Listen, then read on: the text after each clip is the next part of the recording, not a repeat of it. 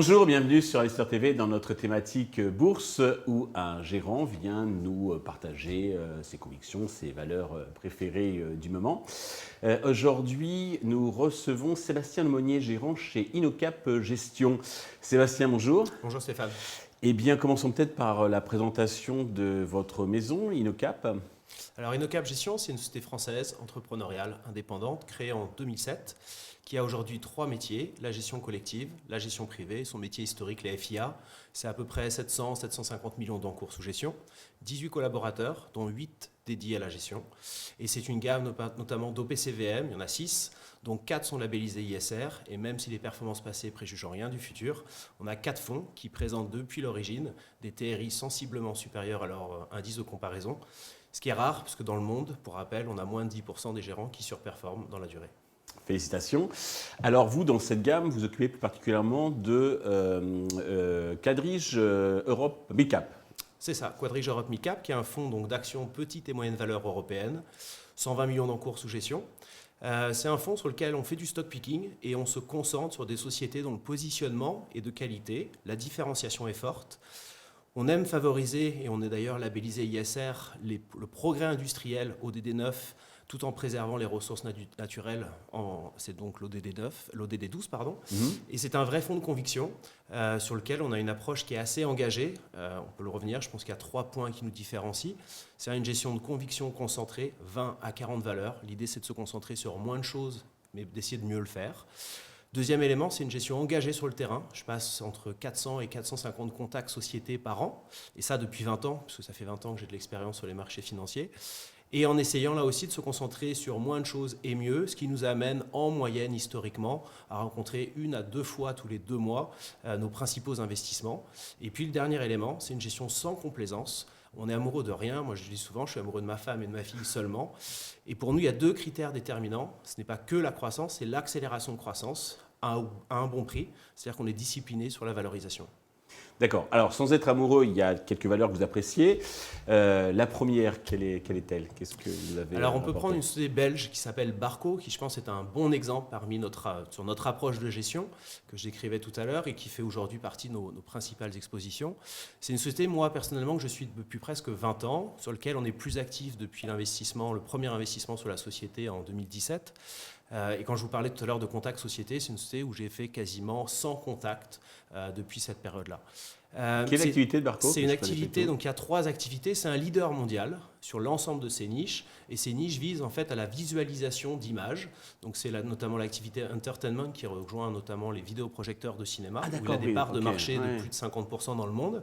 Les vidéoprojecteurs qu'il appelle Immersive Experience qu'on trouve par exemple à l'atelier des Lumières à Paris. Donc ça c'est une activité. La deuxième activité c'est l'activité entreprise qui regroupe essentiellement l'activité click and share qu'on retrouve dans les salles de réunion pour partager et diffuser les informations. Et la dernière activité c'est l'imagerie médicale, notamment dans la radiographie, mais de plus en plus dans la chirurgie où il apporte beaucoup de valeur ajoutée. Donc c'est son activité, il fait à peu près 1 milliard de chiffre d'affaires, une rentabilité visée à moyen terme entre 14 et 18% en rentabilité opérationnelle. Un bilan très fort, puisqu'il est en situation d'excédent de trésorerie aux alentours de 200-250 millions, 3000 employés dans le monde et une capitalisation boursière d'à peu près 2 milliards d'euros. D'accord. C'est coté sur quelle place? C'est en Belgique. D'accord, ok. Avec de la croissance, donc... Alors c'est une activité qui a souffert pendant les périodes de Covid, notamment parce que les cinémas étaient fermés, les salles de réunion étaient fermées, ou en tout cas les employés étaient encore jusqu'à peu de temps encore à travailler chez eux.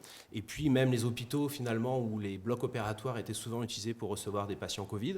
Donc c'est une activité qui a fait son inflexion à partir de 2022, qui d'ailleurs a présenté lors des derniers résultats une croissance de son chiffre d'affaires aux alentours de plus 40%, qui a confirmé sa guidance annuelle qui vise 25% de croissance ou plus, avec une rentabilité de 10-12% à peu près sur le niveau opérationnel.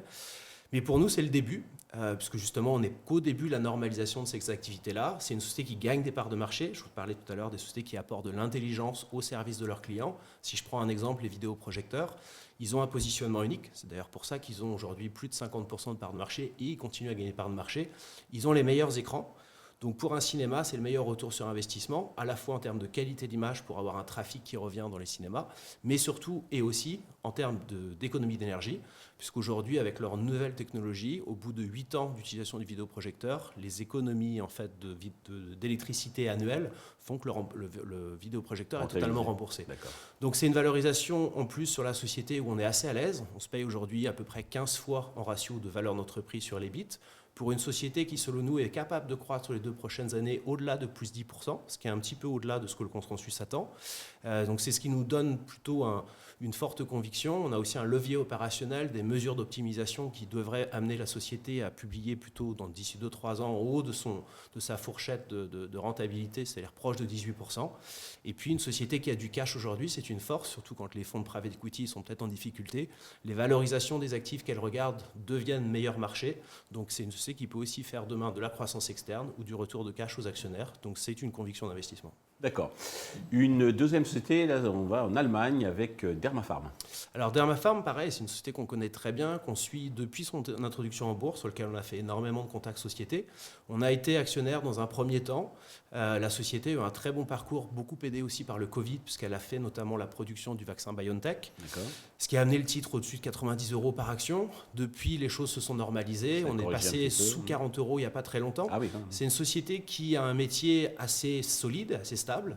C'est de la production de médicaments non régulés, de niche et de marque. Donc des produits qu'on trouve dans ces pharmacies. En Allemagne, c'est un peu plus de la moitié qui sont sous prescription. Donc c'est une bonne croissance récurrente dans le temps. C'est surtout aussi un bon niveau de rentabilité à la fois sur les capitaux employés et sur la marge opérationnelle. Et c'est une société qui est aujourd'hui, à notre sens, délaissée. C'est un exemple d'investissement, ce n'est pas une recommandation.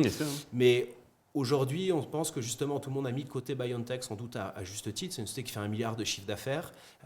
BioNTech, ça a représenté 150 millions de chiffre d'affaires. Ils viennent d'acheter Arco Pharma en France, qui est une activité qui fait 200 millions de chiffre d'affaires, qui historiquement croît de 4-5% en top line et qui a aussi une bonne rentabilité. On pense que c'est justement la concrétisation à venir de synergies de vente entre les produits qui sont aujourd'hui qu'en Allemagne, qui peuvent être vendus en France, et l'activité d'Arco Pharma, où on peut exporter une partie des produits justement sur l'Allemagne. Donc c'est le début de l'internationalisation du groupe, sur un groupe qui est assez bon marché en termes de ratio de valeur entreprise sur EBIT. On est à peu près à 11,5 fois, et sur lequel l'actionnaire principal, qui a plus de la majorité du capital, a réinvesti pour 55 millions d'euros il y a quelques mois, trouvant sans doute que le titre était sous-valorisé. Et puis la semaine dernière, son directeur financier a aussi acheté des titres. Donc ça confirme en tout cas la conviction qu'on a au sein de Quadrige Europe Mid-Cap. C'est vrai que c'est un signal. Alors on reste aux confins donc, de l'Est. Là, on redescend vers la Suisse avec Montana Aerospace pour la troisième valeur. Alors Montana Aerospace, c'est une société là aussi qui fait 1 milliard de chiffre d'affaires, à peu près 1 milliard de capitalisation boursière. C'est un leader sur les pièces, accessoires et systèmes dédiés à l'aéronautique. Il a parmi ses clients des gens comme Airbus, Boeing, Embraer, il a tous les clients. Quel genre de pièces ?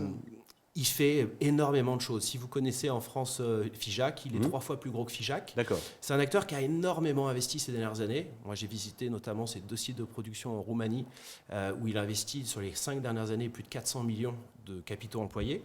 Aujourd'hui, on a un équipement industriel qui est meilleur que ses concurrents en termes d'automatisation et de productivité, qui aussi aujourd'hui est sous-exploité, donc sur une activité qui a souffert du Covid et des confinements, plus des décalages de cadence de ses clients. Aujourd'hui, on est sans doute au début de l'inflexion avec l'accélération, parce que son carnet de commandes représente plus de 5 milliards par rapport à un chiffre d'affaires d'1 milliard. Donc on a une forte visibilité sur les 3-4 prochaines années. On a un levier opérationnel assez fort, parce que la plupart des investissements sont derrière nous.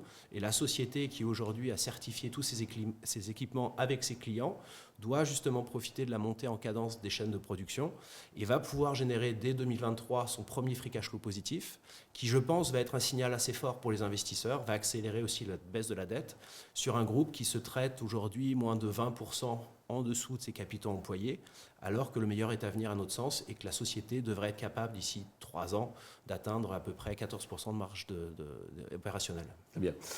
Merci pour ces 3 belles découvertes que je ne connaissais pas, sans doute beaucoup d'investisseurs non plus. D'une manière plus globale, comment voyez-vous l'évolution du marché sur les prochains mois ? Alors on est assez constructif chez InnoCap Gestion, et ce depuis la fin septembre l'année dernière, ce qui n'était pas forcément très consensuel. C'est essentiellement les remontées du terrain qu'on a. Moi je suis parti 3 fois en Allemagne en septembre, puisque c'est là un peu où où était le mal, notamment d'un point de vue inflation et notamment facture énergétique. On est revenu en se disant que les choses allaient peut-être pas être terribles, mais sans doute moins terribles que ce que tout le monde nous annonçait. Je pense que la récession à venir est celle qui est la plus attendue par tout le monde. Et donc, quand tout le monde est très négatif, c'est peut-être le moment d'être plus optimiste. On n'a pas de boule de cristal, les performances passées préjugent rien du futur, donc on est assez prudent. Mais aujourd'hui, on est plutôt constructif. Et si je pourrais essayer de répondre à votre question, on a aujourd'hui plus d'idées d'investissement qu'il y a 9 mois. La plupart de nos fonds dans notre gamme Quadrige est exposée à plus de 99%. On a des fortes convictions. Les 10 principales valeurs de mon fonds font à peu près 50% de l'exposition. Donc on pense qu'on a aujourd'hui un couple rendement-risque qui est potentiellement attractif. Sébastien, merci pour cet éclairage très précieux. Merci à tous de nous avoir suivis. Je vous donne rendez-vous très vite sur Investisseur TV avec un nouveau gérant qui viendra nous partager ses convictions et ses valeurs appréciées du moment.